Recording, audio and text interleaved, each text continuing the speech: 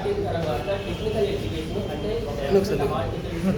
ఎవరు KMR college అది already PM Palem CM phone చేశారు, కేసు కట్టారు. ఆ కేసు కట్టిన తర్వాత మాకు ఎఫ్ఐఆర్ ఇస్తారు.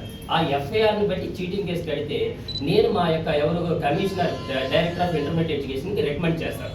దీని మీద ఏ చర్యలు తీసుకోవాలో ఏంటన్నది నేను చేస్తాను. అంతేగాని నాకు ఇక్కడ ఎవ్వరు కూడా ఏ ప్రైవేట్ మేనేజ్మెంట్ కాదు. తప్పు చేస్తే ప్రతి ఒక్కరిది బాధ్యత. ఇది పిల్లల బ్రతుకులతో ఆడుకునే హక్కు లేదు. ఫీజు కలెక్ట్ చేయడమే పెద్ద నేరం. ఏ స్టూడెంట్ వాళ్ళు కట్టుకోవాలి. ఇక్కడ పేరెంట్స్ కూడా నాకు ఇంతవరకు కంప్లైంట్ రాలేదు.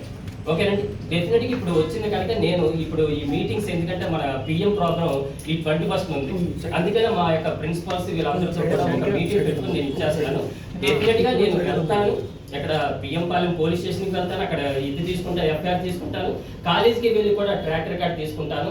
ఒకవేళ పేరెంట్స్ కంప్లైంట్ ఇచ్చినా సరే దాన్ని కూడా నేను చేసి డెఫినెట్గా యాక్షన్ తీసుకునేటట్టుగా రికమెండ్ అయితే సార్ ఇటువంటి ఇష్యూస్ లో ఒక పేరెంట్స్ నుంచి వచ్చినా రాకపోయినా కూడా మనకి నైతిక బాధ్యత ఉంది. కాబట్టి మనం వెళ్ళి ఎందుకంటే ఐదుగురు విద్యార్థుల యొక్క జీవితం రేపు పొద్దున్న ఈ రోజు కేఎంఆర్ కాలేజ్ చేసిందని చెప్పి రేపు ఇంకొక ఎక్స్ కాలేజ్ వై కాలేజ్ కాదు. ఫీజుల ప్రాబ్లమ్స్ వచ్చేటప్పుడు ఒక ఆర్ఐఓగా ఒక అధికారిగా నేను చేయరికే పరిమితం కాలేదు. మీకు అర్థమయ్యే ఉంటుంది.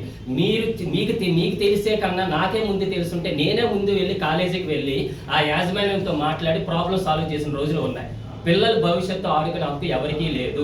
ఒక అధికారిగా కాదు, నేను ఒక వ్యక్తిగా, నేను కూడా సభ్య సమాజంలో ఒక ప్రజల్లో ఒక వ్యక్తిగా నేను ఉండి డెఫినెట్గా పిల్లలకి న్యాయం జరిగేటట్లు చేస్తాను. కానీ ఇదేంటంటే ఎంసెట్ బిఫోర్ కొద్దిగా జరుగుంటే ఏమైనా మన పై అథారిటీస్ తెలియజేసి ఏదైనా న్యాయం చేసేవాళ్ళం. అంత ఎంసెట్ ఎగ్జామ్ అయిపోయిన తర్వాత ఇది జరిగింది. యాక్చువల్గా అయితే నా పరిధి దాటి అంటే ఇంటర్మీడియట్ సెటప్ దాటి ఇది టెక్నికల్ ఎడ్యుకేషన్లోకి వెళ్తుంది.